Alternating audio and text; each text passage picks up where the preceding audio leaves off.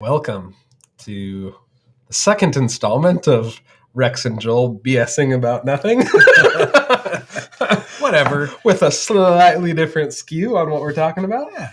I feel like we're always pretty on point. There's some sort of a plan. Engagements. Yeah. I actually started, and if you want, we can do it on here. What is I started a Trello board for topics. Did you? Nice. I did. Somebody kicked me off of the I last have Trello thing. Yeah, because we weren't using it. Fine, whatever. I have a lot of Trello boards. Look at that. You do have a lot. Yeah, it's a lot. I use Streaming. Mind Map. I don't do the. I actually paid for the Mind Map software on my computer, so mine's all stored in Mind Map. I don't do the. This is basically the same thing. It's just Similar idea. Interesting. anyway. Yeah. So anyway, we're live, coming at you. Danny Marsh is asking questions. It's good. What's up, Danny? Good. Let's see. We've got the YouTube going. Hey, go tell all your friends that this is going on right now, and let's get Rex to 100 subscribers tonight. Oh my gosh. Yeah, I've already got 80. You have 91. Is it? Oh, no. It was 90 earlier. I got one more. Boom. Was that you? It's No, probably you. I was already there. Uh-huh. Let's get Rex to 100 Sure. subscribers. Everybody go find a friend to get on the computer and get Rex to 100 subscribers tonight. Let's do it. Come on. Yeah, that'd be cool. That would be coolio. Nice little, thing to Going do. live. Dude, it's on. We're live on Facebook. It worked. It actually Hallelujah. worked. Yeah, look at Oh that. my goodness. Live on Facebook. It never Final. works. I was going to say finally. Facebook is you would think with all of their billions and billions of dollars that will look a little like balloon floats up. That's kind of fun. Huh. It's kind of fun. You would think. So the only one that we had problems with last time was the comments from LinkedIn weren't going into Restream. Yeah. So I kept having to go in and refresh the LinkedIn stream. Yeah. But the problem is with all these with me streaming them myself, it I don't know, can be problematic with bandwidth. So whatever. I see. We'll go for it. Go. Okay. Danny Marsh asking, shutter speed or ISO? What's more important and what is ISO? Okay. So let's talk about that. So essentially you have the trifecta of exposure, right? You've got shutter speed. Something is giving sound. What is it? Your computer over here is talking. My computer's talking? Pretty sure. Facebook. Okay. Got it paused. Okay. So you have the trifecta of exposure. You've got shutter speed, ISO, and why is my mind blanking? It's blanking. It totally just went blank just now. Joel's not even paying attention. No, I'm sorry. Shutter speed, ISO. Why can't... This is embarrassing. I'm supposed to know this crap. Aperture, DERF. Yeah. I don't know why. I was just going to let you. I was going to let you wallow in it for a while. That was really weird.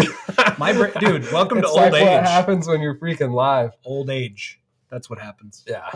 So, thanks, Greg. You're late. I already figured it out in my own brain.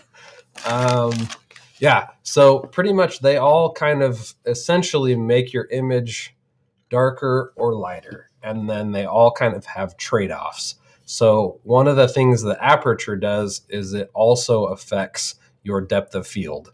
So the lower aperture number, like a 1.4 or 1.8 or 2.1, that lower aperture number is going to give you a shallower depth of field as well as making your image brighter. So generally, we like to have that shallow depth of field because it gives us a nice bokeh or background blur. You want your subject in focus, but once you achieve that, you kind of want to keep your aperture as low as possible in general to kind of isolate your subject and have that background blur. So I always try to keep my aperture low. And then with video, you keep shutter speed at twice your frame rate. So if I'm shooting 24 frames per second, I'm going to shoot my shutter speed at 1/50. So that's kind of locked in. And then you're basically just left with your ISO to kind of bump up and down. So the trade-off with ISO is it's like a digital gain, if you can imagine that. So as you turn it higher and higher and higher, you're going to introduce more gain into your image. So it's going to kind of get grainy, or it can get grainy. One of the things that look, LinkedIn comments are coming in. That's awesome. See, that's Aaron Giants. He's watching. Nice. What's up, Aaron? Yep. I don't know. I don't know if you two have ever officially met. Hey, but anyway, I'm Joel. Aaron, this is Joel. Joel, that's Aaron. That's the guy. That's Aaron, the guy. thanks for sponsoring us, bro. Appreciate that. Yeah, I guess. Can we put it up on this one too? Probably. We'll just say this episode sponsored by Anarchy. Heck yeah, dude. Here we go. This episode sponsored by Anarchy Outdoors. Wait, Gotta move the things. There we go. Look at that right there. Sponsored by Anarchy Outdoors. Yep. We appreciate you, Aaron. Very Anarchy. much. I mean, we're talking camera gear now, but Anarchy Outdoors makes a whole bunch of. Maybe we can get him to make me some camera products. Do it. I've had some things going around. I'm sure they can. Anyway, they make a whole bunch of really cool stuff for precision rifle, Heck and he was generous enough to sponsor our last live stream on Joel's channel, talking about precision rifles. So we appreciate it, man. Absolutely. I got to open my chat window back up. Top Gun in Arnold, down 55. Okay, anyway, so we're talking exposure trifecta triangle. So as you turn your ISO up, it kind of introduces grain. One of the cool things with Sony cameras is I guess technically they're not dual ISO, but they act like they have dual ISO. So they're really, really good for low light. So as you bump it up, you get to like 124,000, which is like really high. Normally, like your image would be super, super grainy and pretty much unusable. And it starts getting grainy and grainy and grainy. And then all of a sudden it goes bing, and it like gets crisp and clear again. You can almost shoot that thing with no light, and it looks really good. So, I mean, I guess we could go in and like. I'm sorry, Greg. I didn't even think about it, to be honest. Do you have night vision stuff? I didn't. Well, I guess I have extra. If you want to go next time, you let me know. Does he have night vision? Well, I don't know. I'm asking him right now. Okay. Dude, my Sony, the A7S III, in just a very mild, I think it was probably like a quarter moon. About a month or so ago when I first got it, right? So I guess it's been a few months. But I got my Gen 3 PVS 14 out, and I looked through it. And then I turned my A7S III ISO all the way up to like 400,000 or whatever. 400,000 or whatever it goes to. Yeah. It wasn't that far off. Like, I mean, should we do an experiment right now? Should we shut all the lights off and see how? And turn it way up? I mean, this is your show, so you do what you want. Yeah. Not this time. I don't know. I mean, you guys let us know. Do you want us to do that? We could shut off all the lights, and I can show you what ISO does live on the live stream. We might as well do it. Good. What else are we doing? Okay. Okay, we're shutting all the lights off, and he's going to change his ISO on the A7S III to show you what it'll do. It's pretty crazy. So, meanwhile, I'm going to eat some more Sour Patch Joel's Kids. going to keep talking so everybody doesn't think that something weird's going on. You know what I just realized? Huh. You touched all of these. I did. You worried about it? Did you wash your hands? I always wash my hands. I mean, okay. you have that image look like? You have a kid. Is that image totally black? Pretty much totally black. Okay, so I'm coming over to the camera. You'd probably have to tell him. Yeah, he's behind the camera right now, adjusting some things. So right now, we're at 80. ISO of 80, which is native in this picture profile. Okay. We're coming up. I'm starting to see some stuff. So I'm at 800 right now. 800. Again, all I'm touching is ISO. Okay. So that's 800. Now we're at 4,000. 4,000 ISO. Getting a lot of grain there. Some flashing. Now I'm at 100,000. 100,000. Okay. So in theory, that's going to be kind of grainy. Okay. And then all of a sudden, the magic should happen at 128. I didn't really notice a big difference there. No, I didn't either. But I mean, it's pretty dark in here. Yeah, it's pretty. So there is some ambient light. I mean, you've got your lights behind your cabinets on over here. I mean, the monitors alone are probably going to blow out the image eventually. I guess I don't know where my remotes are for this. Somewhere. There you go. Keep talking. Gotta keep entertained. Sorry, I was reading Greg's comment about his DS3. You can use that for night vision at 12,800. Still better. That's a lot darker, huh? Yeah, that's quite a bit darker. I mean, the monitors again are gonna. Yeah. We're getting blown out because of the monitors. Yeah. But I mean, that's at 40,000. 40,000 ISO, and this thing will go up to 400 and something. There's 128. 128. I mean, yeah.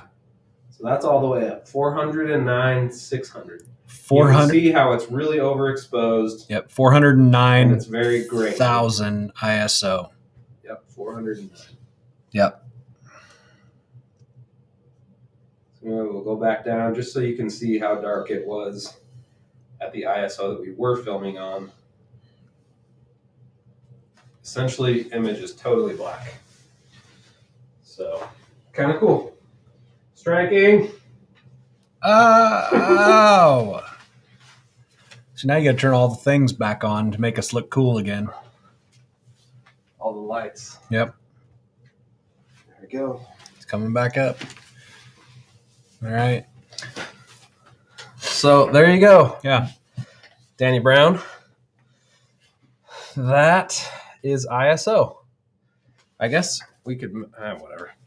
Maybe we'll do that again with the aperture or something next time. Yeah. It's hard because with this lens, like, we're not quite close enough to really like blow out the background. So you can see that. And you can obviously tell that we're in focus and the background isn't, but it's not like super bokeh out. Yeah.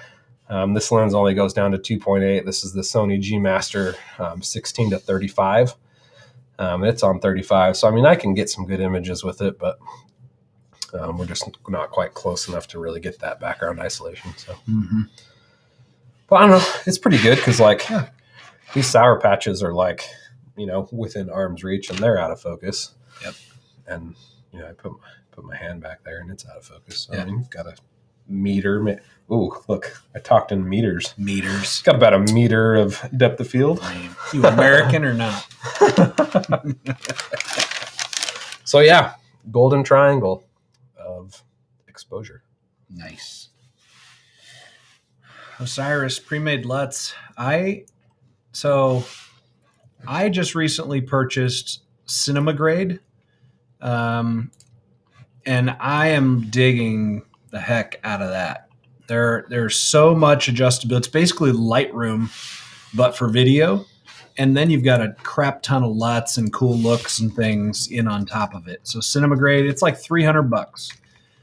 So it's a chunk, but cinema grade is super great for video. I'm really digging that. Before that, I pretty much exclusively stuck to Peter McKinnon's LUTs. I bought his LUTs, and he's got one that's called... I knew I would forget, and I will look it up. I'll let you know in just a second. So Sony, there's some phantom LUTs that, like, the dude gets like super scientific about them. And he essentially tries to match the ARRI's color science by using a LUT. So if you shoot in S-Log3 in either the A7S3 or the FX3, which is FX3 somewhere. You see it? No, I have no idea where it went. In your bag?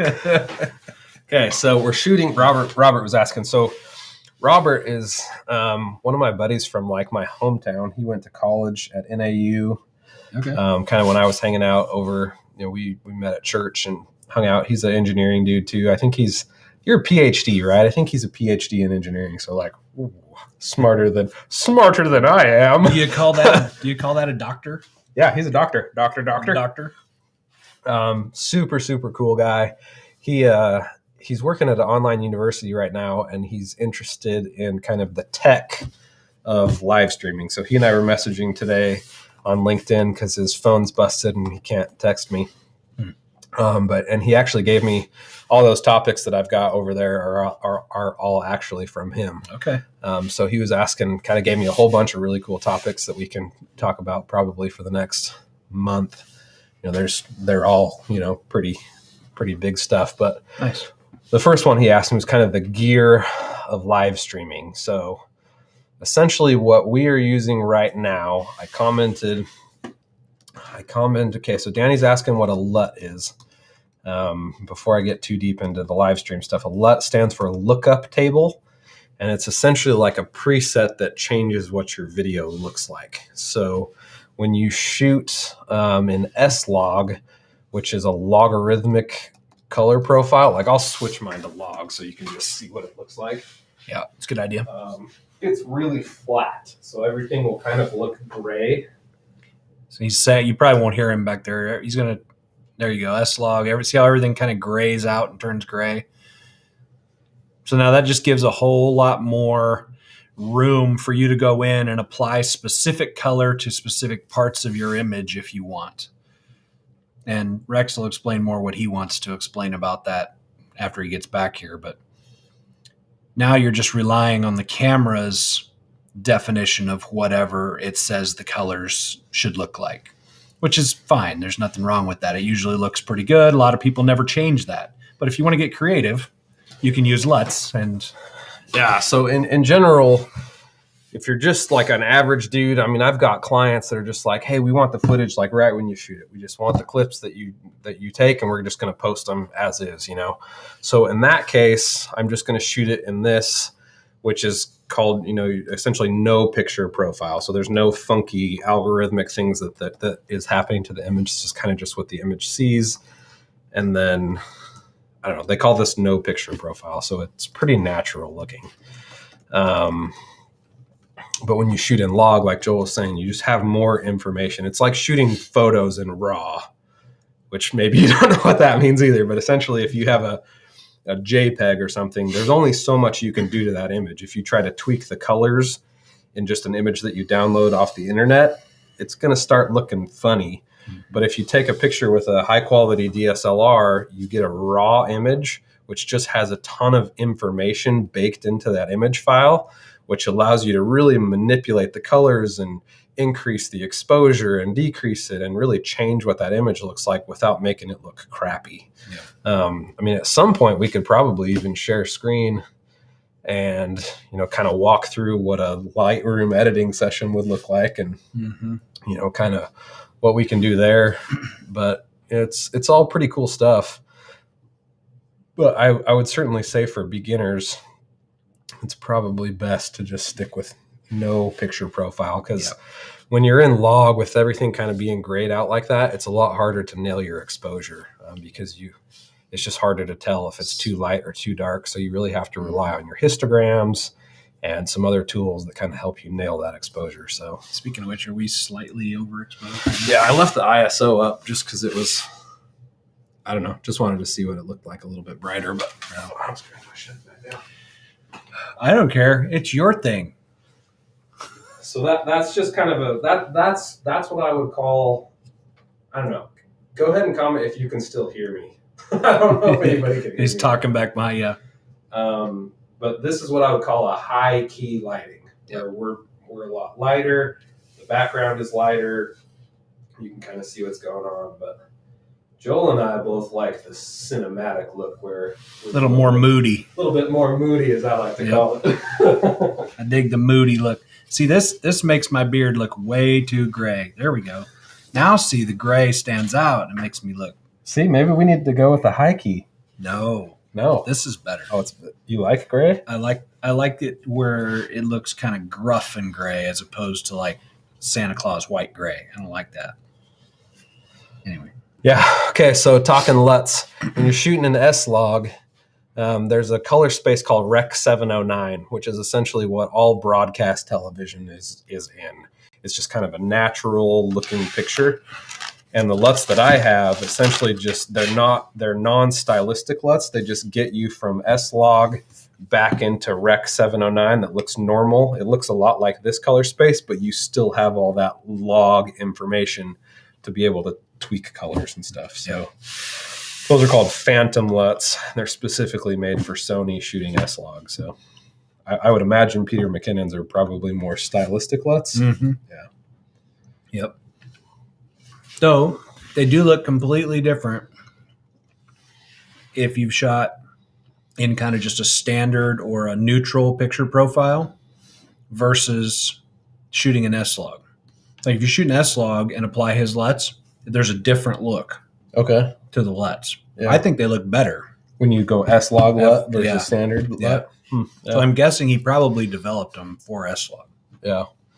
But the thing is like Peter McKinnon's a Canon shooter, so they're probably designed for C-log. That makes sense. Yeah. So every camera manufacturer kind of has their own interpretation of log footage. Sony's got their S-Log camera. Canon has C-Log.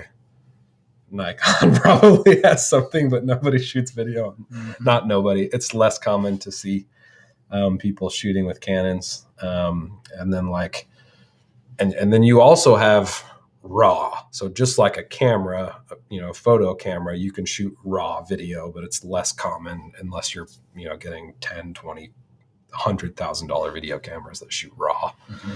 But with our Ninjas, we can actually get Ninja's an external monitor that mounts on top of the camera. We can actually HDMI into the Ninja and record in ProRes RAW from our Sony A7S3s, FX3s, all that jazz. So that is something that's kind of cool. But we're getting a little deep into LUTs, and probably people don't care as much about that. Oh, that's kind of cool. So we'll get the restaurant work. Okay.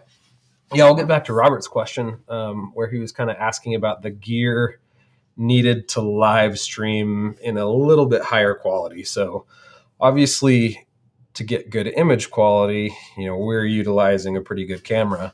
But in today's day and age, like iPhones are getting, not just iPhones, but cell phones in general are getting to a point where they have really, really nice cameras in them. So in theory, you could stream with just a camera. When I was at the farm in Illinois, I had my whole streaming set up with me, and then I plugged Joel into the live stream, and he was just on his iPhone. And it was good enough. Image was good. And his sound was actually pretty good. Joel, I can't remember if he was using an external microphone or something with his iPhone, but it all sounded and looked pretty good. So, that's probably your cheapest alternative, is to just use an iPhone. But for the streaming setup, all right on, Jared. Thanks, man. Said he tried to send money in the stream, but couldn't, so he joined Patreon. So that's cool, man. You're number 3. That's rad. Really, with video, I think most of your image quality comes from lighting. You can achieve a lot with an iPhone or a basic DSLR or something like that, but really the setup probably the equipment that matters most to your image quality is being able to have good lighting and then understand how to light. Like Joel and I were talking about earlier, we kind of like to do a little bit more cinematic or moody lighting setup where it's a little bit darker, and then we have really good light on us, but it's not necessarily spilling as much onto the background. So we're kind of isolated, and then it's darker back there. So the main light that we use right here, it's called a key light. That's the main light that is shining onto your subject. And the key light that we are using, I'll go ahead and type it in the comments. It's called an Aperture 300D Mark II is the key light. And that's really what allows us to have really good quality light on us. And then back there behind the Stoked sign, it's called a tube light.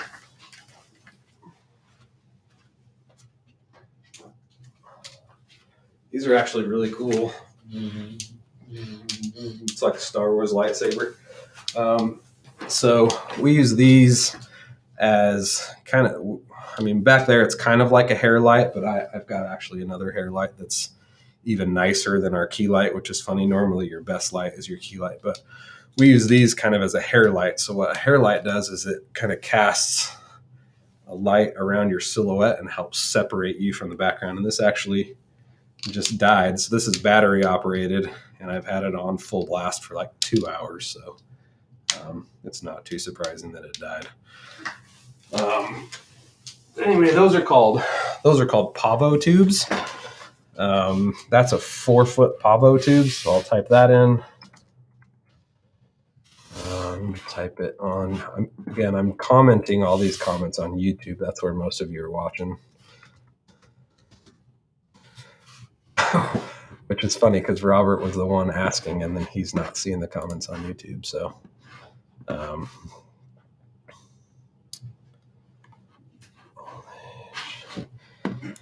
anyway, So the Pavo tube died 2 hours on a battery. It was pretty good. Well, where was it? Well, it wasn't there. I pulled it out and I was talking about it, and it died while I was there. Bummer. I mean, good thing I have dose. You have 2 of them. You couldn't have expected to last too awful long, I guess. So, I mean, this is totally battery powered and it can run off of a cable. But if you look at Joel, when I have... I'll keep looking at the camera. When I have this off, here, if we turn this one off too, whatever, it doesn't matter. There's a little bit of a hair light on him just because I've got this other nice one. But when I turn the Pavo tube on, you can kind of watch if we hide it right behind him. When we turn it on, you can kind of see how it, I don't know, just kind of casts a shadow. Like normally, if I was doing a video production, I would have it off camera, just out of frame like that, and kind of casting that shadow on his back. So as I kind of move around with it, you can kind of see how it's casting different shadows, you know, on him, or not shadows, but silhouette lighting. It just kind of helps separate him from the background. So if I was trying to film Joel in an interview or something, I'd probably have it like that, where it's giving some light on his shoulders and his head. That's why they call it a hair light. Kind of point it towards the dude's head versus nothing, and he kind of blends in with the background. So that's a hair light. And then we have fill lights. What do we use fill lights for, Joel? Fill lights are used to fill. Derf. Thanks, Captain Obvious. Yep. Just buying time till you got back over here. Yeah, so one of the most common lighting scenarios that I like to use for my key light, it's called Rembrandt Lighting. So it's kind of what we have going on here. It's a little bit too far away to be like true Rembrandt lighting because I've got computer monitors and stuff in the way. So it's a little bit further away than I would like it. But essentially it's about 45 degrees off camera and a little bit higher so that it's kind of casting a raking light across our faces. And then you have a light side and a dark side. And on the dark side, you've got some shadows. And from your nose, it's casting a shadow onto your dark side. And it leaves you with a triangle of light. So your dark that's side. What we try to achieve with Rembrandt lighting. It's like pretty good where that light's at. It's not perfect, but it's as good as we can get. So it's good. Oh, Robert says he's on YouTube. Cool. Glad you're on YouTube so you can see the comments. It's hard to keep up with them all. We're on an app called Restream, and it plugs in all the chats, but when I comment from Restream it, they don't go out to all the places. So Joe Cayley's saying I shaved. So I was joking around with Joel in the last stream. People were teasing me about my shirt. Apparently, I don't know. I like bright things. I actually just like changed up my logos and like added a bunch of bright colors. And don't take it personally. Yeah, I don't care. Yeah. Like I wore this shirt to a fairly important meeting with like a CEO of a VC firm, and like just kind of trying to grow my network and connect with business owners in town and meet people and just get out of my basement. Yeah. But I went to trim up my beard because it was not quite Joel big. It's getting there. It's pretty. It was, pretty big right now. It was pretty big. Yeah. And I went to go like just trim my cheek lines right here, and I like went way too low on one side, and I was like, oh no. Shave it all and off. I tried to like blend it and fix it, but it just looked bad. So yeah, shaved it all off, and we'll try again. Okay, I'm like way not paying attention to comments. Are you paying attention? Yeah, me and Greg are having a whole conversation. Okay, good. Okay, Lutz, Jared Anderson. Can you put the camera you're using in the chat? Okay, yep, did that. Get him to 100 subs. That would be cool. It's so hard to like make content when nobody sees it. It's just like, I know, it's right? like demoralizing.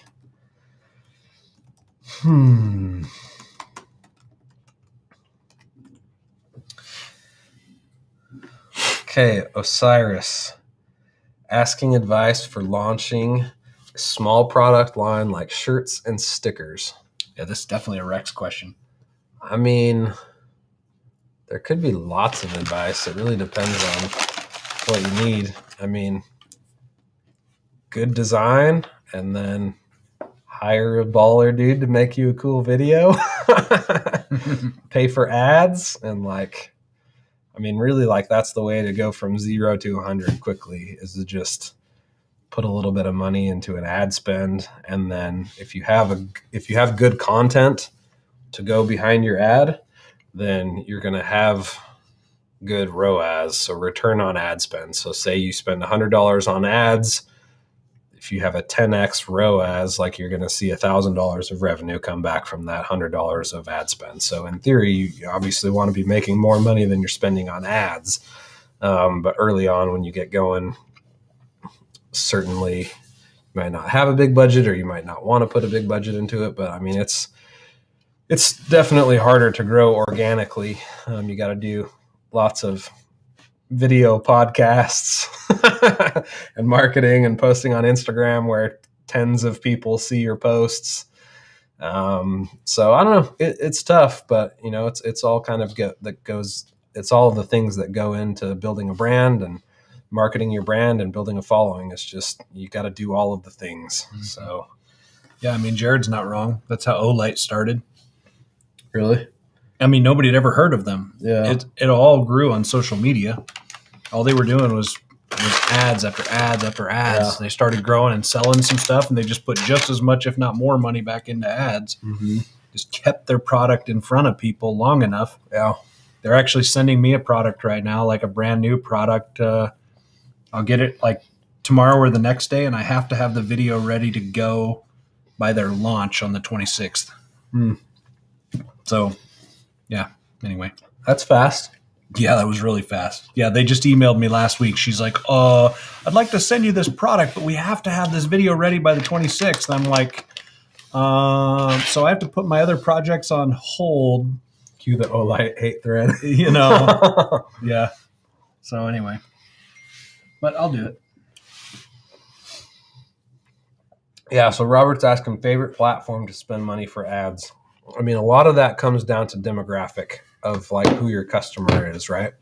So Robert, for you, you know, if we're trying to talk about Slick Tech, which is, you know, engineering consulting company kind of, it's actually a really unique idea where he's giving students an opportunity to have a really cool internship, and then he's helping inventors get engineering help with their creative work or their engineering work, but getting to work with interns that have advisors that are essentially guys working in the careers to kind of help inventors get their products out. So it's a pretty neat thing. But with that being more of kind of a businessy thing, I mean, I think LinkedIn would be a pretty good place to spend some effort. And then certainly, I mean, you kind of have, you just think about the major tech companies, right? You've got Google, Facebook, Twitter, Amazon, Microsoft, right? So Microsoft owns LinkedIn. So there's huge tech money behind that social platform. Facebook's got tons and tons of money, and they own Facebook and Instagram. So that's a good platform. Google has Google and YouTube. So both of those are good places. I don't do Twitter. I don't know people that do Twitter. And then kids do Twitter. If your customers are on TikTok, that would probably be a good place to be too. I make creative content for brands. Certainly people in decision-making positions are maybe watching TikTok videos. I don't know. It's getting more popular. I'm probably going to have to jump on the TikTok train sooner or later, but so far I have not. No. So I think as far as platform goes, if you're hitting any of those major tech companies and their social platforms, those are all good places to go. And then I would probably just prioritize based on where you think your customers are spending their time. You know, if your customers are on LinkedIn all day, then that's where I would spend money. If your customers are on Facebook all day, that's where I would go. Ads, video, and design. Yep. So, I mean, I think if you have a good product, and I mean, you want to have a good conversion rate, right? Because you're going to spend ads. Excuse me, I got Sour Patch burps. That's fun. you're going to spend money on ads to get people to do something, right? And you obviously want them to buy your thing, but they're probably not going to buy a thing by clicking on your ad, right? Like they're going to click on your ad to get to your website. Yep. And then your website has to be able to convert that traffic into paying customers. So you got to have a good product. You got to have a good ad funnel. And then you get, your website is going to be a part of that funnel. And I mean, you can build a good one-page website that can, convert somebody to purchase by the time they get halfway down or all the way down to the bottom or whatever. So I don't know if anybody else strategy and all that kind of stuff. I don't know if anybody else is like this, but I have started bypassing people. Well, I'll go to their website, I'll get an exact product name, and then I'll go to Amazon and see if it's available on there, because typically I can get it faster. Yep. Because the price doesn't matter. For the same exact product? Same exact product. And it's probably sold by them? Probably. As well, but just fulfilled by Amazon. Amazon. So they've shipped a pallet to Amazon, and then Amazon fulfills it for them through Prime. So I can have it in 2 or 3 days instead of waiting a week or more. And you might pay a couple more dollars because it's on Prime, but who cares? I don't care. Yeah. So, I haven't cracked the code on Amazon yet. I mean, that's not really my jam as far as there's a lot of people that are consultants for FBA businesses fulfilled by Amazon, helping people do that. I mean, it's not really what I do. I kind of do brand content, brand marketing. So, super diabetes. We are getting the diabetes tonight, aren't we? Dudes. I'm going to kill this whole thing. You guys can all keep me accountable. I got to change something, man. I am the heaviest right now that I've ever been. Start coming to CrossFit with me. Dude, CrossFit will literally kill me. Oh, it almost killed me today. That's what I'm saying. I just do less weight. Come on, do it. I probably should. Be the best thing for me. Mm-hmm. And if you're going to be there, you're there every day? There every day, 4:30. 4:30? That's like Jocko Willink hours. Oh, PM, bro. Oh. I don't do 4:30 a.m. Oh. These eyeballs don't see 4:30 a.m. That's like family time for me. Kids are getting home from school. They got soccer games, baseball games. Yeah. I don't know how much I could make that work for a month until they start back to school, and then that would be an issue. I mean, I could switch it up too, but I have a noon class. I thought you went in the morning. No.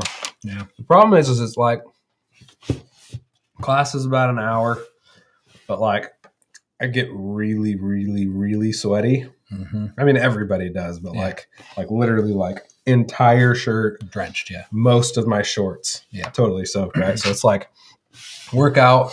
See today, 4:30 is when it starts. So I leave about 4:15, get there at 4:30, worked out until 5:45. That's a long workout. Or 4:30, I guess. I mean, there's warm up and, cool down and stuff. Get home by 5:45, 6, and then like laid on the floor for another half an hour because I felt like I was going to die. So like, I mean, it was a solid 4:15 to 6:30 event today. See, I won't do that. Yeah. I just know myself, like the whole workout of the day thing, like those parameters that motivate some people. Mm-hmm. My thought process is to find the easiest way out of that. So I won't ever try hard enough to finish that. Like there's no challenge for me in that. Like I could care less about like pleasing the CrossFit gods. And I know you don't either. I'm just saying like, I don't, there's no benefit in that for me other than, working out a little bit longer, but like, if I worked out hard for 30 minutes versus hard for 45 minutes, I'm getting basically the same. No, I mean, the workout itself is not that long. It's just like, you got to warm up and stretch and do the stuffs. I don't know. 1 month of CrossFit is better than no month of CrossFit. I like that. He's not wrong. Yeah. I got to work out first thing in the morning. By the end of the day, I'm ready to eat and veg out. Yeah. I don't know. I'm just like not a morning person. Like I tried it. And the problem is like my wife works out too. So she usually, like I get up with Dutch, my 3-year-old in the morning. Sometimes I'm not great at it, but like she goes to the gym in the morning. So like I can't do the morning CrossFit classes unless I go to the 4:30 one. I'm not doing that. Right. So it's like morning doesn't even work. And then, it's like either the noon class or the 4:30 or 5:30 class. And it's just like, I could do a noon. I could try noon, but the problem is it's just like it's 2 hours in the middle of my workday. Right. By the time I guess it's the same difference, right? If I just went to the noon class, came home and showered, and then worked until I would normally come home from CrossFit, like it'd be the same. So I could do it. I don't know. I'm flexible. If you think you want to try it, like try it. It's hard. When I lived up in Iowa, I did CrossFit for about 6 weeks one time. I left because of the Kool-Aid. I left because of the culture. I couldn't stand all these buff chicks calling each other bro. It's a little bit like that, but not too bad. Like it. The 5:30 class or the 4:30 class is like, there's a couple like moms that come and a couple older guys, I don't know. There's a couple like, I don't even know, bros, I guess. Like in Russian, there's a really good word for it. It's called a kachok. But I don't know what we call it. That sounds like a perfect word for that. It's like freaking kachok. Like, kachok. It's just like a gym bro. I don't know. Kachok. Yeah. We're going down a rabbit hole that is not business nor creative. Yeah, come on. Okay, crossed it. But I mean, it kind of is though, because like having that connection between your body and your mind is really imperative to being successful. I mean, when I'm skipping CrossFit, like I get in a rut of just like meathead. Yep, meathead. It's kachok. Yep. I just kind of get in a rut where I'm just like feeling crappy and not feeling like I'm doing my best, So for me, it helps. Yeah. But right on. Hey, so where are we at with Noggin? Yeah, so Noggin. I finally got the chick to like tell me what I have to do to buy them. So I'm gonna buy some. Buy some like samples. Okay. It's just hard because like I gave her this whole entire tech pack of like what these hats here. Yeah, whatever, it doesn't matter. I gave her like a whole tech pack of like what I want my hats to look like. Okay. And like I'm not certain that my samples are gonna look like that. She just didn't get it, didn't understand or what. I don't know how you could not understand. It was a rad tech pack. Okay. Like it needs to be PVC here and this label. I mean, I like photoshopped everything where it needed to go. So like pretty hard to not dimensioned drawing. So there's like there's perforations in the side. I gave her like a dimension drawing of what my perforations need to look like. I'm like, so I don't know. See, it's worth a couple $100 experiment to see what the samples look like. And then, so, I mean, Osiris is asking about starting a brand. So I'm in the process right now of starting a hat company. I will simp for Rex hats. What does simp mean? Should I know what that means? I feel like we're supposed to know. I don't know. I'll be honest. I don't know what simp means. Maybe it's a Colorado thing. I can imagine what it means. I mean, it sounds like he'll buy some Rex hats. That's what it sounds like. That's what I got out of it. But in context, I'm gathering that he would, Anyway, let me see if I can pull up my tech pack. They're pretty similar to the hat I have on now. R&D tech pack. We'll do our face cover thing.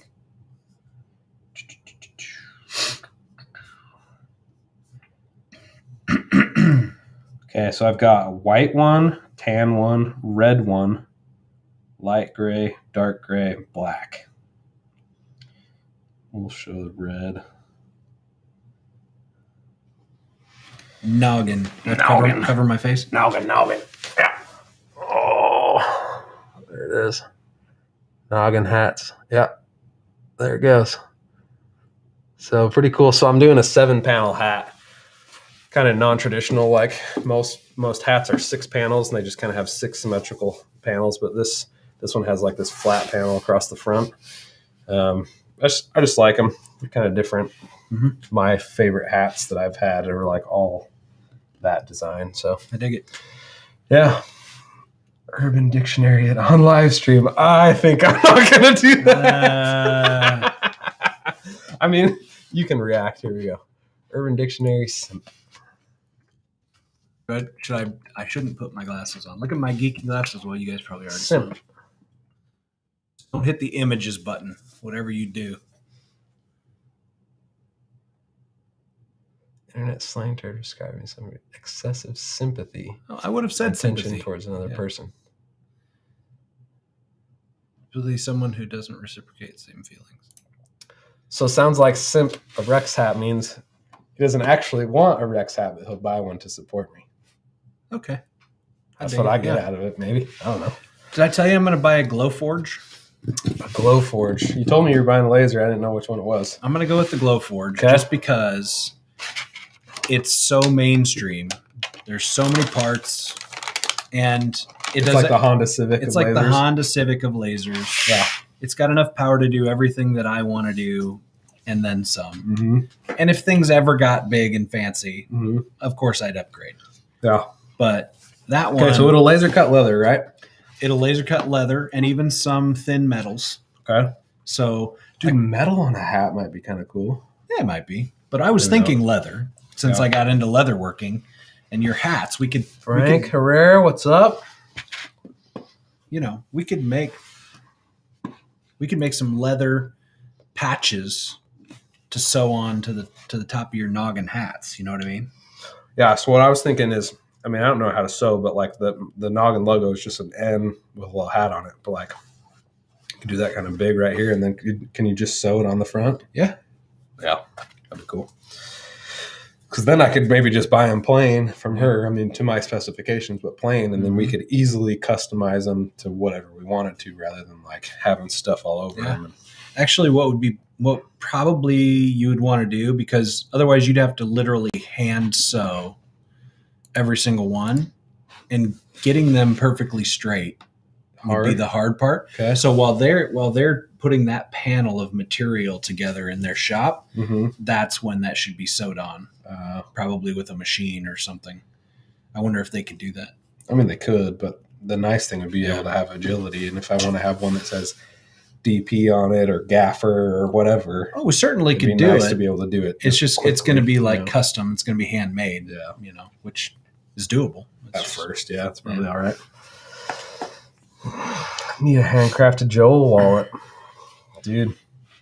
Everybody needs a handcrafted Joel wallet. We can do it. So this is my finest one yet. I'm still carrying it, and it looks the same as it did the first. Whatever. I don't know. I dig it. It's pretty simple. I like the fat edges. It's just a simple wallet. It's like high quality.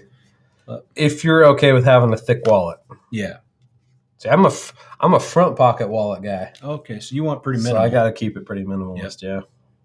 Man, I started doing that a long time ago. Front pocket like it. Yeah. It's like nothing under your back. Nothing like making me sit crooked anymore. I always take it out when I'm driving for long periods because my chiropractor said it makes my spine tip. Yeah. Frank is saying laser cut and etch some keychains or some other swag to go with the hats. Yeah, I mean, I'm definitely going to do. I mean, my idea is to kind of do an elevated brand, so cool packaging. Just kind of thoughtful. I mean, I'm a designer, right? So just thoughtful everything. I mean, talking about leather. I mean, part of the cool thing about my leather company that I fell in love with before I met Joel, but Range Leather. So this little wallet's what I use. I guess it's not that much thinner. Yeah, it's pretty thick. I felt like it was thinner, but it's a little bit thinner maybe, but not much. One of the cool things about this company is just like their marketing and branding is just like so cool. So it's called Range Leather, like mountain range. Their logo is like this cool twisted little mountain thing. And then like all of their products, they're a Wyoming company. I've learned about them when I was in Wyoming, but like all of their products are named after mountain peaks in Wyoming. Cool. And then when you buy it, it comes with like a cool like Range Leather stamp on the box. And then it has like craft paper, I guess you'd call it, but it's like printed craft paper with like topographical map of Wyoming mountain ranges. Yeah, that's awesome. So just like little nuances like that for me, like really just kind of elevate that brand experience versus like if this wallet just came in like a little Ziploc bag thrown inside of a box from Amazon, right. I'd been like, cool wallet. And then I would have never bought anything from them again. Right. Mm-hmm. But when I get this thought out product from a company that, I mean, it's handcrafted and I sought them out. So obviously I was already a little more invested than just like a click and buy it on Amazon. But even if an Amazon package came like that and I was like, whoa, this is like a brand, not just a product, like that converts people. Absolutely. So it's just like those little, I mean, in a world where everything has a price. Like effort is free. Yeah, that's true. So it's like maybe it cost them 5 cents, maybe even 1 penny to like have the craft paper that's got printing on it instead of just plain craft paper. But like to me, like that was so cool. And I opened that up and I was just like, whoa. Yeah. So I bought this from them. And then on that note, while you're saying that, you know what I decided to do? Another one of these from them. I've got 2 of these. Well, I mean, just all sorts of cool stuff from these guys. On the packaging and the cool packaging thing, what I decided to do with my wallets when I make more of them and want to sell them, I got one of those old school wax. You know how they used to put wax on envelopes to keep them closed? Not that old, man. What?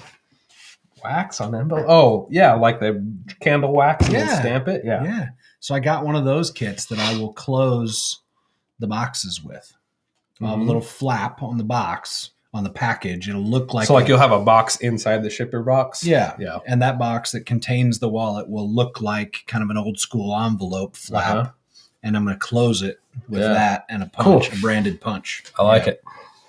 So what are you going to call it? I don't know yet. I got a bunch of ideas, but I have no idea on a name yet. So we'll see. Yeah. I'm excited, man. I like leather, so I'm excited to have a leather dude. There you go. I was thinking... everything I love is like leather, man. Like leather wallets, leather notebook covers. I have this leather desk pad. It's just like my hands are just on leather all day. I love it. Did that get weird? You're looking at me like that got weird. According to Osiris, that got really weird. He hasn't said it yet, but he's typing it right now. I guarantee it. I guarantee you he's typing it right now. It's from Grove Made. And I always move it when we live stream, but it's right here. Yeah. Could you make me one of these?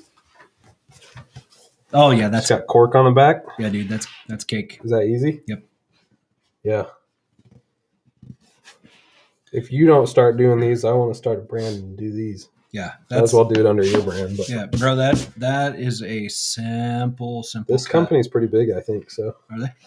Nice. Yeah, how do you glue it to the cork? It's really easy. Yeah, there's an adhesive that you use for leather specifically, and you just put them together and then cut it. That's it. It's super easy. How much would that cost?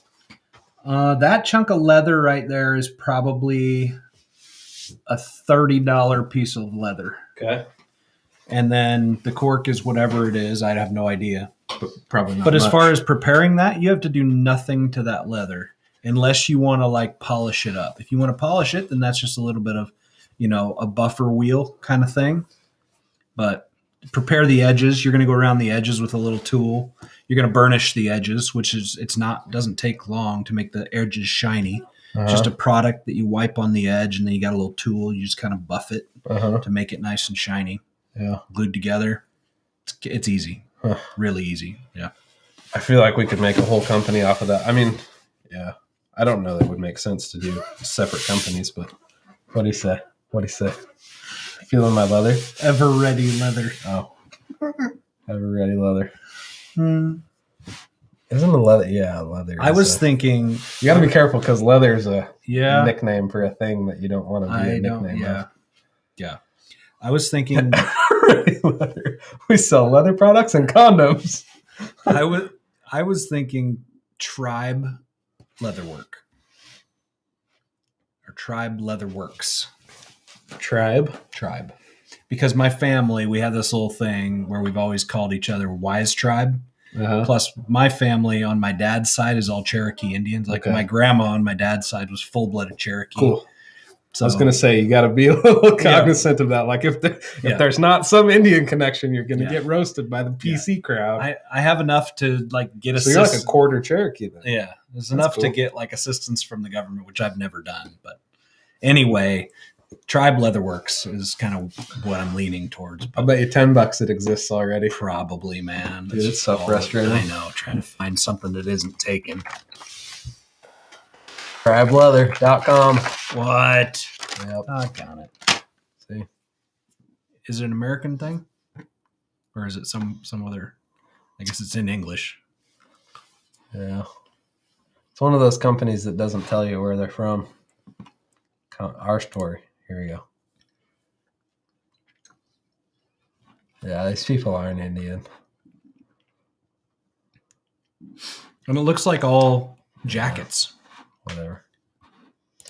Well, yeah, I mean, they're not going to be doing the same thing you are, but dude, that's one of the things that's like so hard today. Like every time I start a new company, which is way too often, I spend hours and hours and hours scouring GoDaddy, blah, blah, blah, blah, blah.com, dammitcreative.com. Like I have a whole book of like all these things that I try, and then everyone that's available, I keep a running tab open of what's available. And then I was just saying Frank's taking off. He's saying goodbye. Yeah, man. Thanks, Frank. It was good to have you here. Good to see you. Appreciate your comments and stuff. Thanks, man. Anyway, yeah, I spend like way too long just sitting on there searching for a domain name that's available, which is and isn't important. But I think if you can, if your company's called Stoked Design Co., to be able to get stokedesignco.com, it's like kind of cool. Yeah.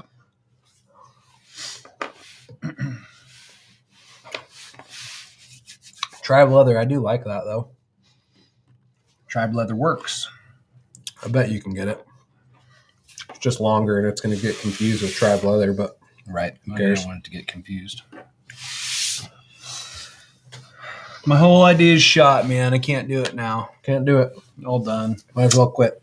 Domain name's taken. Okay. Yep. I don't know if Robert's still watching or not, but we never finished answering his questions. What was it? Just about live stream setup. Robert, if you're still on, let me know. If we didn't get your question answered enough, I'll just text it to you later, but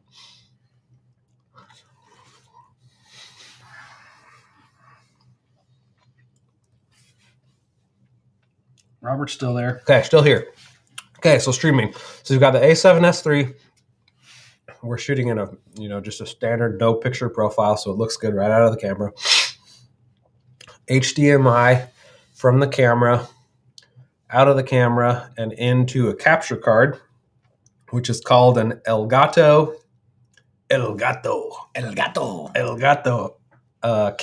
4K. That's what I use.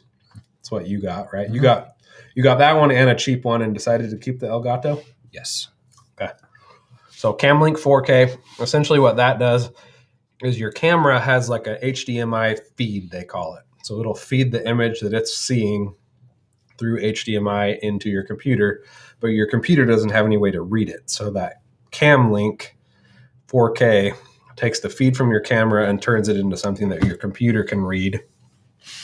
And then if you're working at the university, they probably have their own platform for streaming or whatever. But there's a ton of apps that you can use to stream. So we're using Restream right now, which allows me to stream to multiple platforms at the same time, which is nice. So right now we're streaming to YouTube, Twitch, LinkedIn, and Facebook. So that's kind of nice.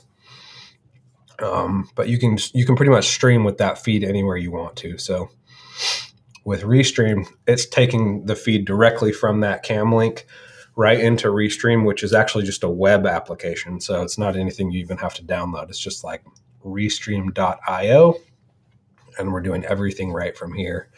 The other popular way is a software called OBS. It's kind of open broadcast something. Open broadcast something, and it's free. And there's OBS, and then there's one called Streamlabs that's just like OBS, Streamlabs OBS. You can stream from both of those platforms as well, and they will stream to the other platforms. So there's a lot of overlays and all sorts of stuff that you can get really fancy with your stream. I mean, we're pretty simple folk here. This platform has some built-in stuff, like when we were doing the Anarchy Outdoors overlay, I can just turn that on and off. We can actually show the chat on the side of the video here, and then I can show a background. So new chat messages would show up over there on the side. So it's got some nice features that are just kind of pre-built in. So that's kind of cool. but we don't. I don't know. Maybe we should put a little bit more.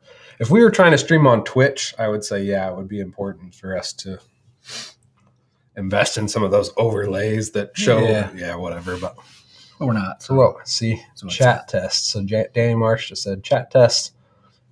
On my screen, it popped up. I don't know if it popped up on yours, but I know a lot of streamers. I mean, that's one of the benefits of having an overlay is you can keep your screen full size and then have your chat displayed kind of like, a little grayed out box on the side that has the chat running, and it shows how many subscribers you have and blah, blah, blah. Yeah. So there's all sorts of tools that you can use for streaming. So I'm going to turn, it's there. Yep. So everybody's seeing it. Yeah. Or we can leave it on, whatever. Doesn't hurt anything. That way everybody can, I don't know. I guess if you're all on YouTube, you can probably see it just going down underneath too. But if you're streaming to multiple places, this would be a nice thing. So like people, when like Frank Herrera was commenting, we were talking to him, but you weren't seeing his comments because he was on LinkedIn. So yeah, this is kind of one of the nice ways that you can, in theory, if people were watching the Twitch stream, which I'm almost thinking it's not even going right now. I think Twitch didn't work. It says offline. But the other one, oh, no. Now it says streaming. Okay. I don't know how to get to it, but it's there apparently. Channel. There we go. Okay. So it's there. It's there. Yeah. One person, which is me, watching it. So don't have much of a Twitch following. Go figure, because I don't play video games. Don't have time for that crap anymore. Mm-hmm. I played video games for a while when I first built this computer. I played Warzone a little bit, and it was fun. Nice. I'm ashamed to admit that I was always a World of Warcraft guy. Yeah. I got into World of Warcraft for a little bit. I never had it myself, and my cousin had it, and I would like go to his house and I had my own character on his PS3. Yeah. I would like play it. PS3? Or PS2. Maybe it was PS2. Not World of Warcraft. That's only PC. Pretty sure it was. It's only ever been PC. You 100% sure? I mean, I don't want to argue with the guy that plays World of Warcraft. I mean, I don't anymore. I'm like 99% sure it was. I'm the same sure that it wasn't. Really? But we can find out right now if you want to Google it. So go ahead. I don't care. It costs me nothing to be wrong. I don't have any, whatever. But I know they had talked about releasing it on console for a while, but I'm pretty sure they never did. Huh. What the crap was I playing then?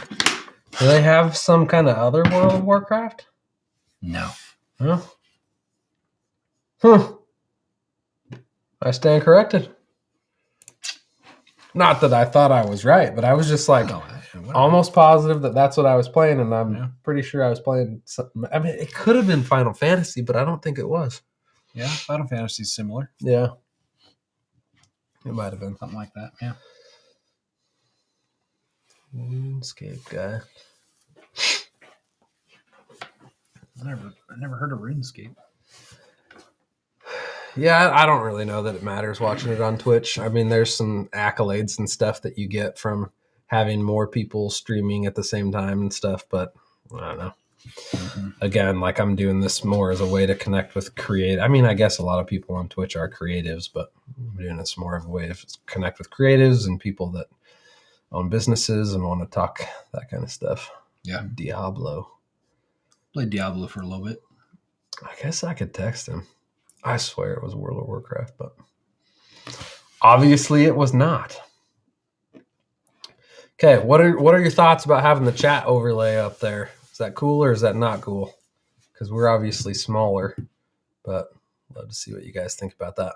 Joel has some new tech that he wants to show me. I want to see it. Do you? Yeah. So those of you that don't know, when you're doing video and your shutter speed essentially is set because it's going to be twice what your frame rate is, you can't change your shutter speed in order to affect your exposure.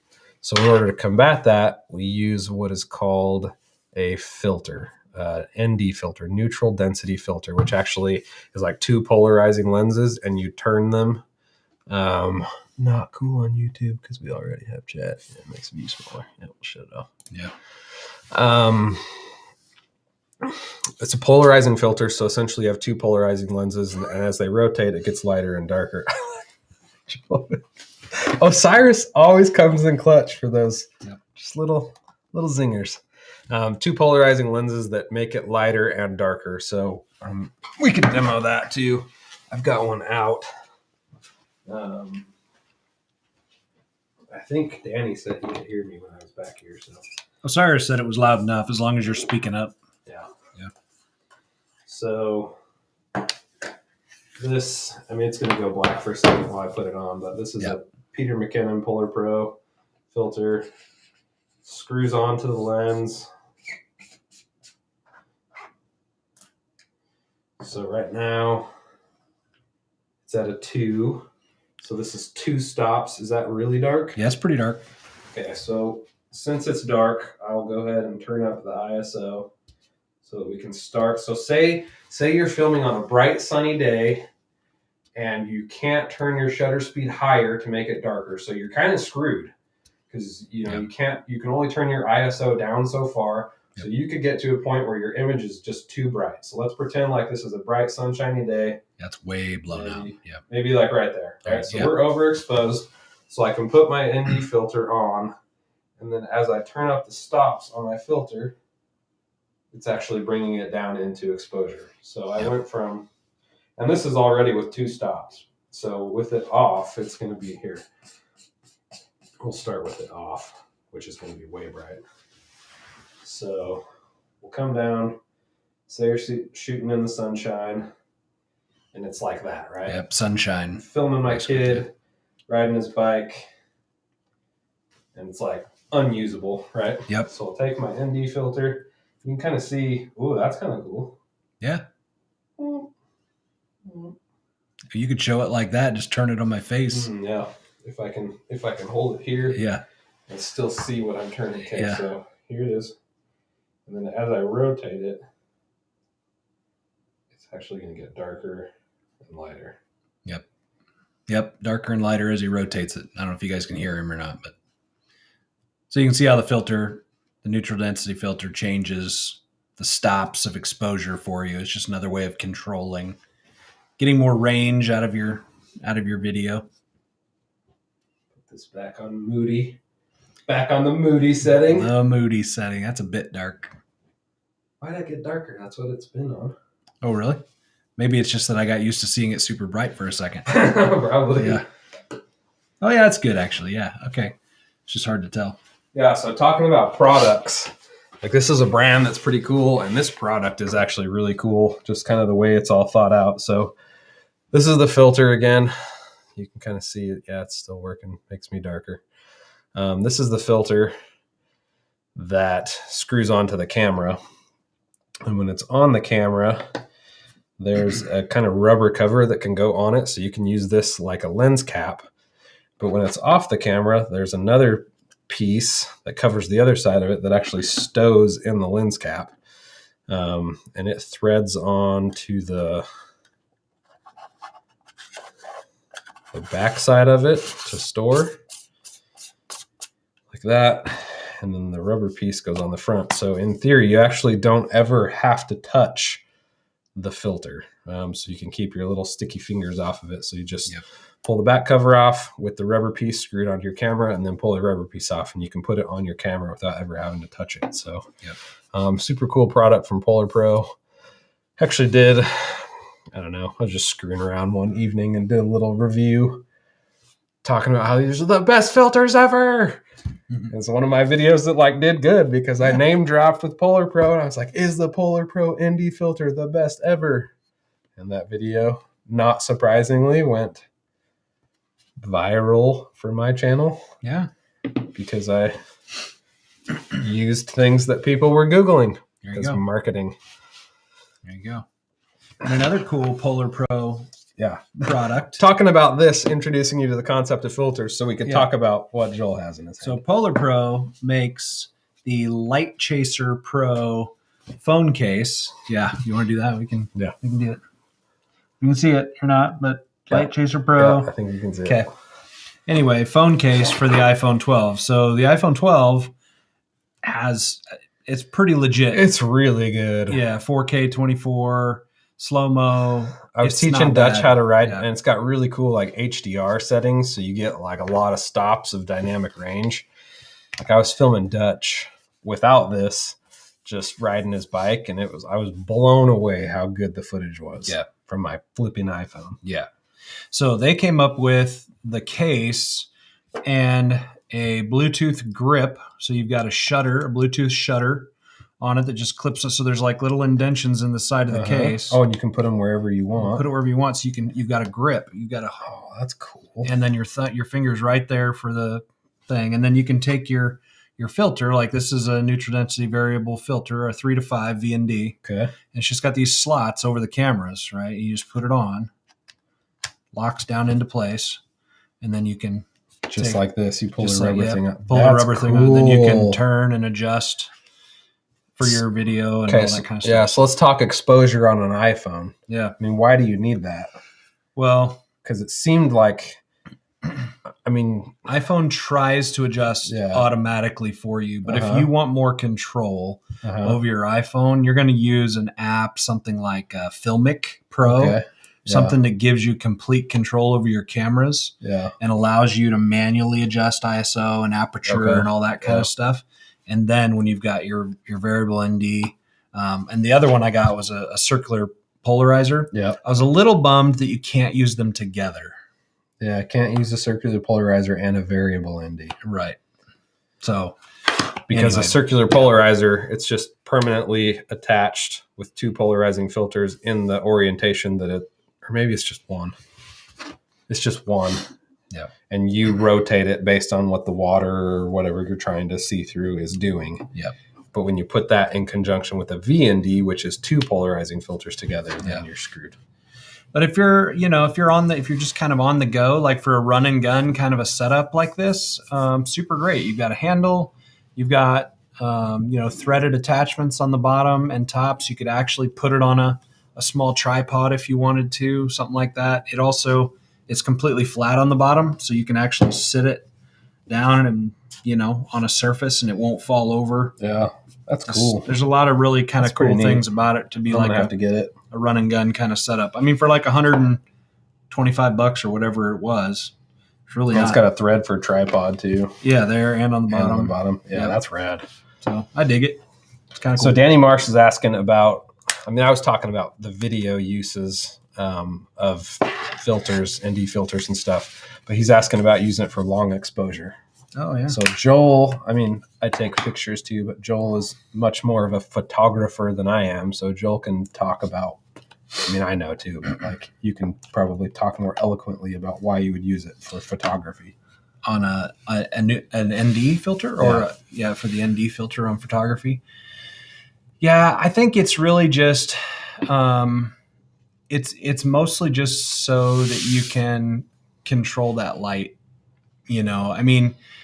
I will most often, when it comes to photography, I will most often use an ND filter in the bright daytime. Yeah. Right. If I want to keep my f-stop low, let's say I've got a 2.8, a lens that goes to 2.8, and I'm going to be doing some portraits or something like that, or anything really, and I want to focus in on just my subject, and I want everything in front and behind to be bokeh, nice kind of washed out, smooth, buttery look. Bokeh like the Sour Patch Kids. Right. Just a little bit. You know what it is, but it's not in focus. Right. Just a little blurry.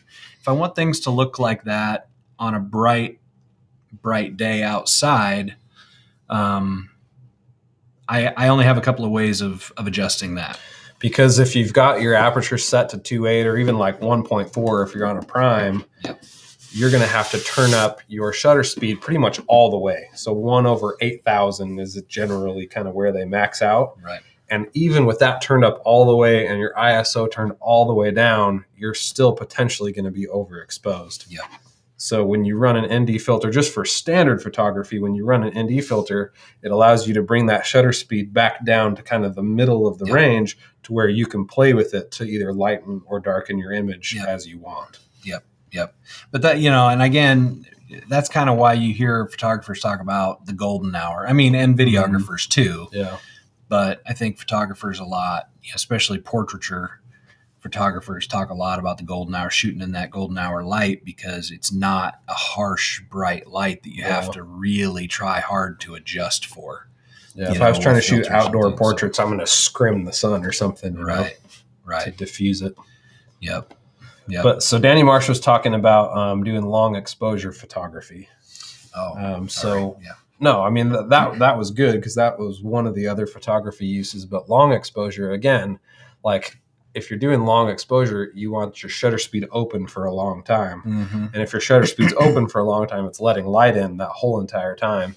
So if you don't have a filter on, you really can't do long exposure photography during the day. It's really, you're kind of reserved to doing it at night, because your image is just going to be completely white. I mean, if you run a 1/5, if you run a 5-second exposure, which isn't even that long. No, but really you want to go 30, but 5-second exposure, your picture's going to be white. Mm-hmm. No matter what you do, unless you put a filter on it. So, So I recently, because of the 4th of July, took a bunch of photography of fireworks and stuff like that. And my Nikon has, I can set a time limit for the shutter to be open. I can just put it on a tripod, and I could just use a remote trigger, because you don't want to touch the camera at all when you have the whatever you want to call it. My brain's farting. It's getting late. My sugar high is wearing off. When you have gotta eat some more, bro. Yeah. We're almost done. Yeah. So when you have the camera open after pressing the button, it's going to, any kind of movement whatsoever is going to create blur in the image.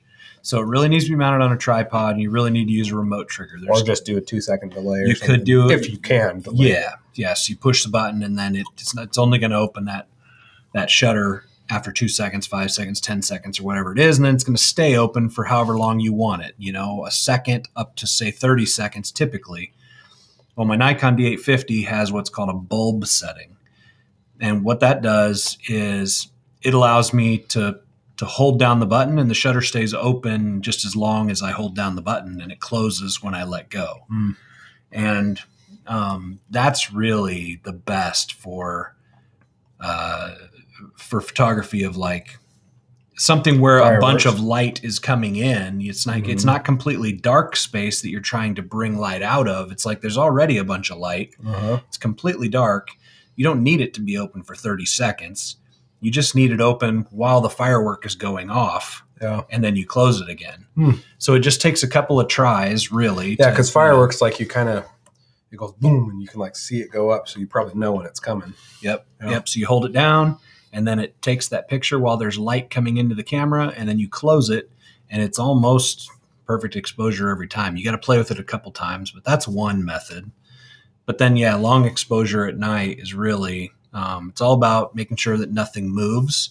And obviously, because the Earth is rotating, right? You don't want to, unless star trails is the kind of photography you're looking for, you don't want to leave your shutter open for, let's say, a minute or something like that, because then the stars in the sky will all look like streaks, because the Earth is turning during the whole time that your picture is being taken. So there's a sweet spot, and it really just requires you to go out and play with it a little bit. Yeah, people who get really into astrophotography, they actually, and I don't even know the tech that goes into it, but they call it like tracking methods, where they're actually like using, I don't know how it works, but they're putting their camera on something that's actually like calibrated with the Earth's rotation, and it's following the stars as they move, essentially. So you're getting that crisp, like while your shutter is open, it's minutely following the stars, following in the turn. Yeah, that's awesome.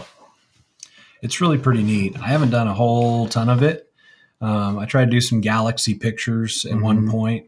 It's Milky Way season right now, isn't it? Yeah, it's pretty good, but you have to go way away from the cities. Actually, there's websites. I've looked at a map recently. The dark sites. Yeah, you got to go to.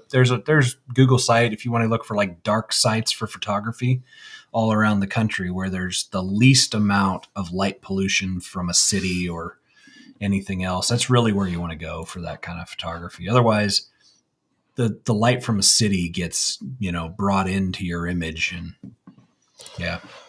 Yeah, I did a little bit, messed around with it over Christmas when I was back in Flagstaff. Flagstaff is like I don't know if it's the only or the first, but Flagstaff, Arizona is a dark sky. It's like a certified dark sky city. Oh, cool. So there's all these like special city ordinances and special lights and all the street lights and everything to like keep it a dark, dark sky city. That's kind of neat. That is kind of cool. I still thought there was a lot of light pollution from the city because I was, close to town, but did a cool little thing. Yeah, that's awesome. One of the coolest photography things that I have seen as far as like long exposure, my buddy Paul up in Iowa used to do this. I went out and helped him a few times. Is steel wool burning. Have you ever seen this? Mm-mm. Basically, and don't hold it in your hand because you'll burn the crap out of yourself. But basically, if you take a piece of steel wool and you touch a 9-volt battery to it, it just becomes this melted, molten whatever. So what you do is you take a little chain, a lightweight chain, and you attach it to that. You get it on fire, and then you spin it while the picture's being taken. And it like shoots sparks. Really? It's super cool. Like Google it just real quick. Yeah. Steel wool photography. And you'll see some really sweet pictures. Oh, wow. Yeah, isn't that neat? Okay. I'm going to share screen. Okay. And screen 2. Share. Oh, that's not going to look good. Oh, I could do this. I'm smarter than the average bear here. Screen 1. We'll get Put it over there. We'll get it. There we go. Yeah, that's not bad. So pick one. Doesn't matter. That one's pretty cool. Of course. Yeah. Oh, come on. There you go. I swear I know how to run the Google. Open image in new tab. Where's that?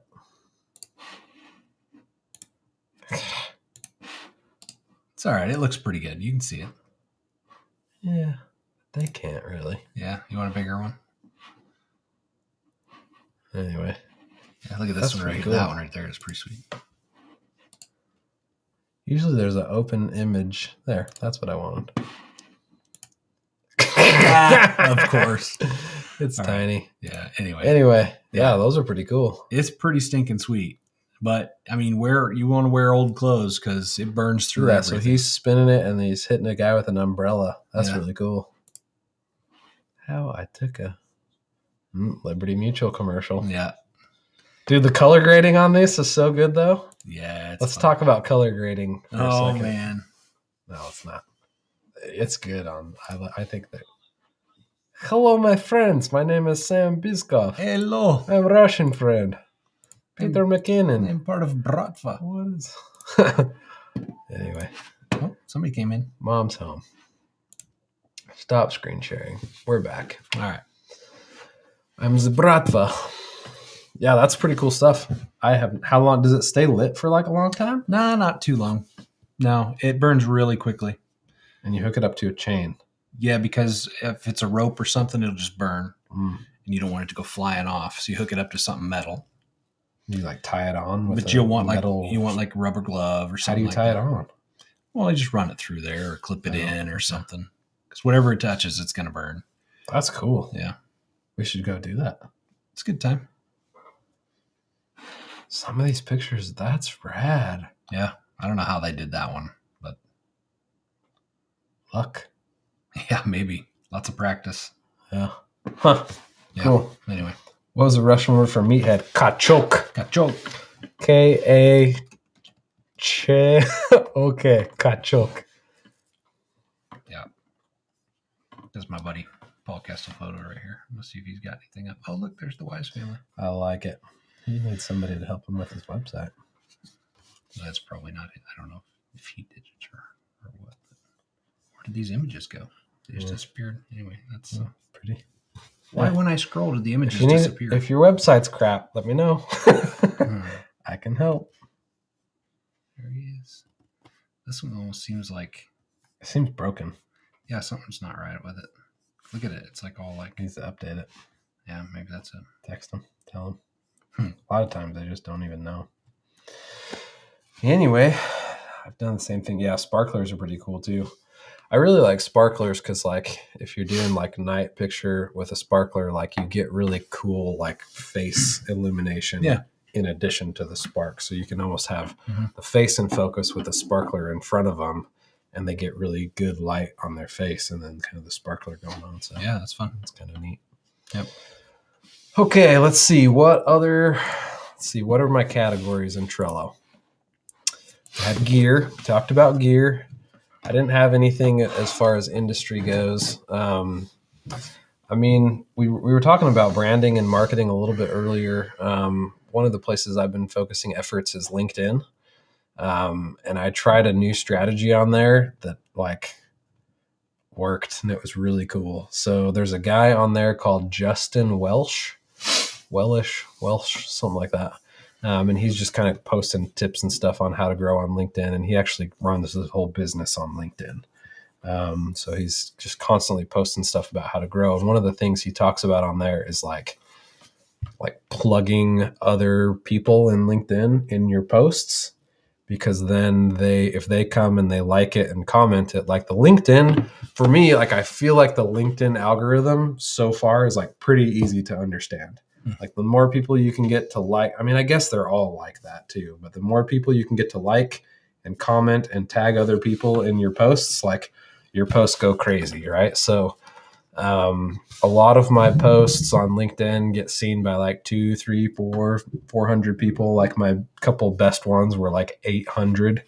And then I tried this tactic. So there's another guy that I follow on there that I've really been liking his content. His name's Dan, or not Dan Page. He's another dude. Dan Sanchez. He and I have kind of, hey, we'll see you, Danny. Thanks for watching, Brad.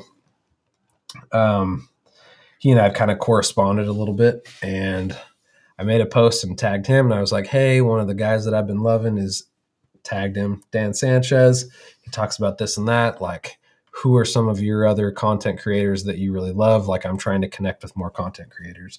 And Dan came in and commented, and then like he tagged a bunch of people, and then they came in and they tagged people, and then they came in and they tagged people. And I mean, it was like a tag fest, which was cool because I got to like meet a bunch of new creators and follow them. And so like instead of having engineering stuff and people who used to sell stuff to engineers in my feed, it's like I'm starting to get more creative content. But then like that post blew up like 30x of my previous best post. That's awesome. So the next day I tagged Justin Welsh and kind of said, hey, thanks for the strategy. Like it worked. And I posted a picture of the analytics. And that post went crazy viral too. So I was like 2 for 2. And it's like previously in my analytics, you know, it's a bump here and there when I have a good post. And then like it just went, whoa, like so big that like everything else looks like nothing. And there's just one day of like all this action. So I mean, that was pretty cool to see that. So, I mean, I have seen better outcomes on LinkedIn as far as getting engagement going. I feel like I post cool pictures on Instagram and like the only person that comments is Joel, and you're probably only commenting because we're buddies and you know that if you comment, in theory, it's helping me. Right. Yeah. Right. But like, I feel like it's just like so hard to drive engagement on Instagram and Facebook. And it is. A lot of that probably is because our industry is so demonized, you know, that we're black flagged and they just don't show our content to anybody. So. Absolutely. Yep. Fortunately, I feel like LinkedIn is not that.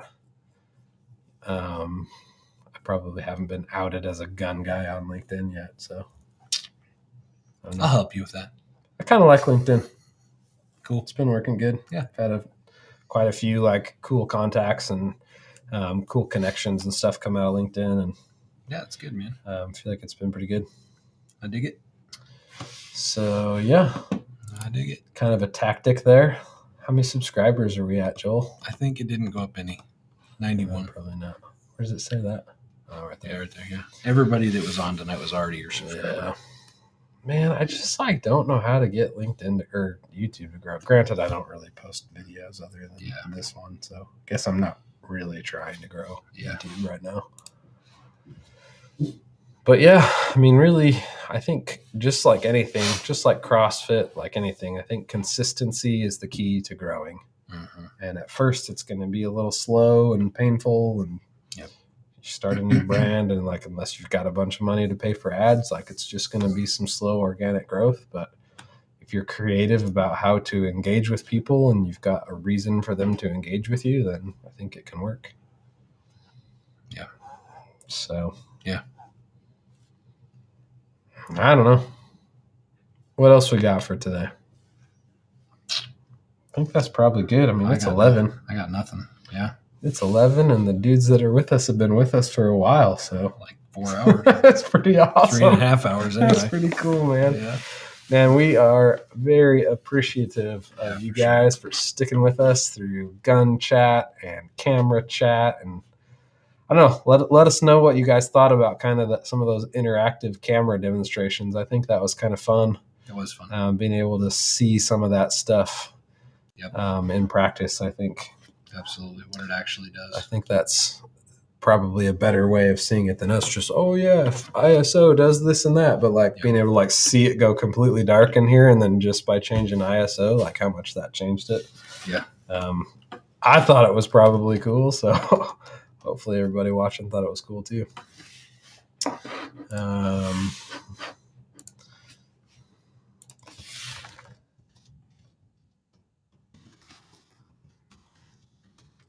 Gonna get it first. Hold it.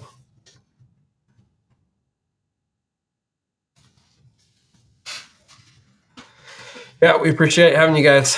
Robert, it was fun chatting earlier today, and glad to have you on the stream. So we'll catch you guys later. Yeah. We do it every Thursday night. Every Thursday. And tonight, we had like no technical difficulties tonight. Dang. Like all 4 of my streams worked. You just jinxed Even us. the Facebook. Even the Facebooks. Even the Facebooks.